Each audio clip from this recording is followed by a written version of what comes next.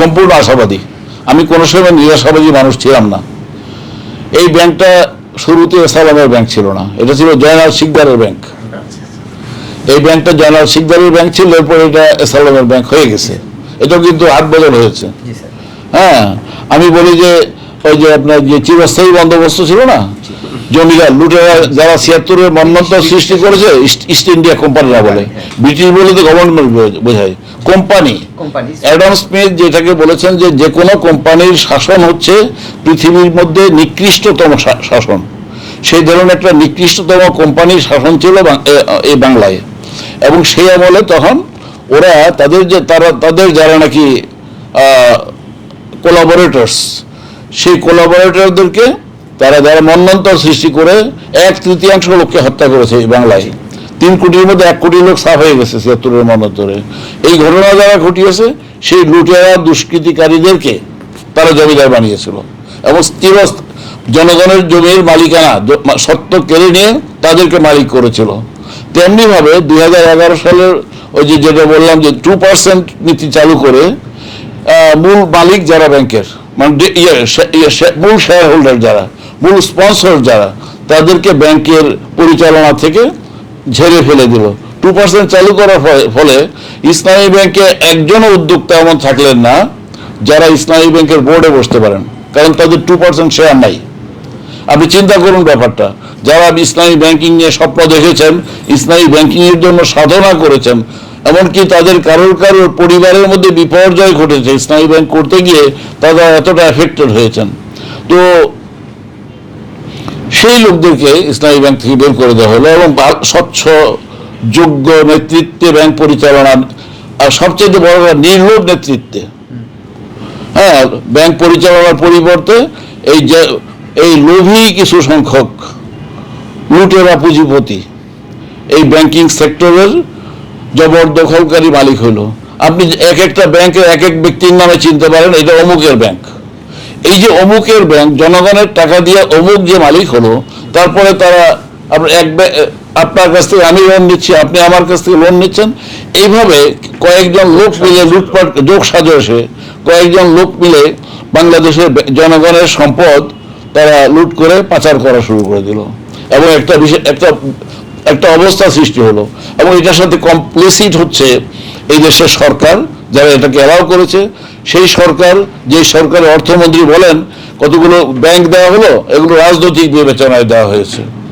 হ্যাঁ, যে রাজনীতিতে পার্লামেন্টের 70% এমপি হচ্ছেন ব্যবসায়ী। তো তাদের এই যে একটা অবস্থা, এই অবস্থার মধ্যে ইসলামী ব্যাংক গুলো, মানে এই অবস্থার মধ্যে ব্যাংকিং ব্যবস্থা একটা দুর্যোগ কবলিত অবস্থায় চলে গেছে এবং ফার্স্ট সিকিউরিটি ইসলামী ব্যাংক তার থেকে ব্যতিক্রম নয়।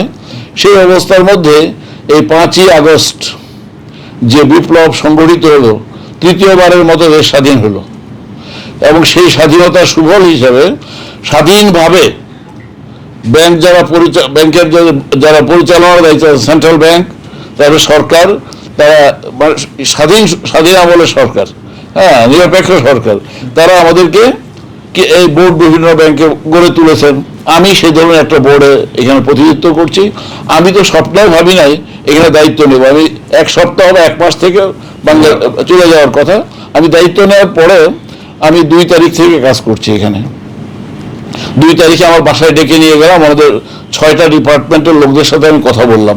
বলে আমার কাছে মনে হলো যে ধারণা করি কোনো দিক থেকে অবস্থা খারাপ আর কোনো দিক থেকে আশাবাদী হওয়ার মতো জনশক্তি এই অবস্থার মধ্যেও তারা যেভাবে পরিশ্রম করছেন এবং যেভাবে উদ্দীপ্ত, এটা অনেক আশার ব্যাপার। আমি পরের দিন ব্যাংকে আসলাম, সব ডাইরেক্টর সাহেবদেরকে বললাম যে আপনারা ব্যাংকে আসেন। এসে আমরা বিভিন্ন ডিভিশনের সাথে বসলাম, বসে তাদের কাছে শুনলাম এবং ময়দান সম্পর্কে আমরা জানলাম।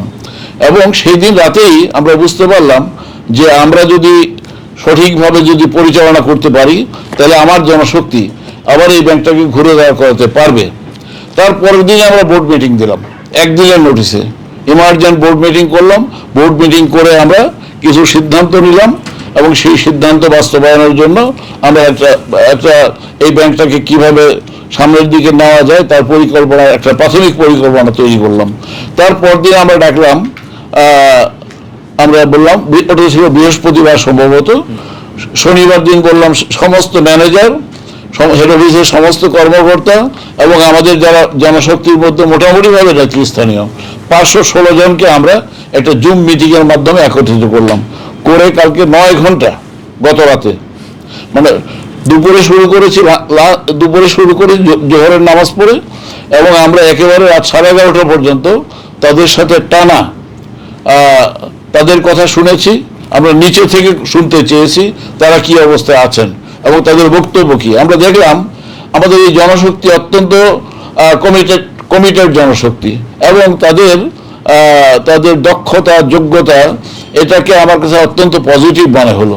এবং 9 ঘন্টা মিটিং করার পরে আমি যে কথাটা তাদেরকে বললাম, সেটা হলো আমার কাছে মনে হলো যেন এই ব্যাংকের যে শক্তি, তারা হলো মূল শক্তি হলো এই ব্যাংকের 6000 প্রাণবন্ত উদ্দীপ্ত মানুষ, ত্যাগী মানুষ এবং সামর্থ্যবান মানুষ। তাদের এই সামর্থ্যকে, তাদের সেই মোটিভেশনকে একটা বোতলের মধ্যে ঢুকিয়ে এটা ছিপি দিয়ে আটকে রাখা হয়েছিল। এবং এই ব্যাংকের যে ডিপোজিট, সেগুলো কিছু সংখ্যক মুষ্টিমেয় 20 লাখের বেশি ডিপোজিটর আছে, তাদের ডিপোজিটের অলমোস্ট 90% কিংবা তার বেশি মাত্র 200 লোকের কাছে বিনিয়োগ করা হয়েছে। আমি দেখলাম যে এটা হচ্ছে প্রধান সংকট, এই যে মুষ্টিমেয় সংখ্যক লোকের কাছে সম্পদ পুঞ্জীভূত করা, যেটা ইসলামী শরীয়তের দৃষ্টিতে গ্রহণযোগ্য নয়। সূরা হাশরের 7 নম্বর আয়াতে সম্পদ বিকেন্দ্রীকরণের কথা বলা হয়েছে। তার বিপরীতে গিয়ে ইসলামী ব্যাংক, ইসলামের মূলনীতি শুধু পদ্ধতিগত না, এটার উদ্দেশ্যগত যে নীতি, সেটাকে লঙ্ঘন করে এখানে আপনার গিয়ে ঢাকা এবং চট্টগ্রামে আমাদের বিনিয়োগকে পুঞ্জীভূত করা হয়েছে। অল্প কয়েকটি শাখায় সারা দেশ থেকে সম্পদ আহরণ করা হচ্ছে, ডিপোজিট নেওয়া হচ্ছে, এবং সেই ডিপোজিটগুলো মুষ্টিমেয় সংখ্যক শাখায় মুষ্টিমেয় সংখ্যক গ্রাহকের কাছে পুঞ্জীভূত করা হয়েছে। আমরা কালকে বার্তা দিয়েছি যে আমরা এই ব্যাংকটাকে প্রকৃত অর্থে জনগণের ব্যাংকে রূপান্তরিত করব, এবং এমনভাবে আমরা ডিপোজিটের প্রোডাক্ট তৈরি করব, এবং এমনভাবে করব যে এলাকায় ডিপোজিট আহরিত হবে সেই এলাকার ডিপোজিট সেই এলাকায় বিনিয়োগ করতে হবে। সেই ম্যানেজারকে আমরা বেস্ট ম্যানেজার হিসেবে সাব্যস্ত করব, যিনি তার এলাকায় আহরিত সম্পদ সেই এলাকায় বিনিয়োগ করতে পারেন। আর যাদের বেশি বিনিয়োগ দরকার, তারা নিজেরা আহরণ করে সেটা বিনিয়োগ করবেন। আমি বলেছি, দয়াল বাবা কলা খাবা, গাছ লাগিয়ে খাও, অন্যের গাছের কলা কেন রেনি রেনি চাও, এটা গান আছে না? হ্যাঁ, তাই আমি বলছি দয়াল বাবা, আর অন্যের গাছের কলা খাওয়া যাবে না, নিজে গাছ লাগিয়ে কলা খেতে হবে।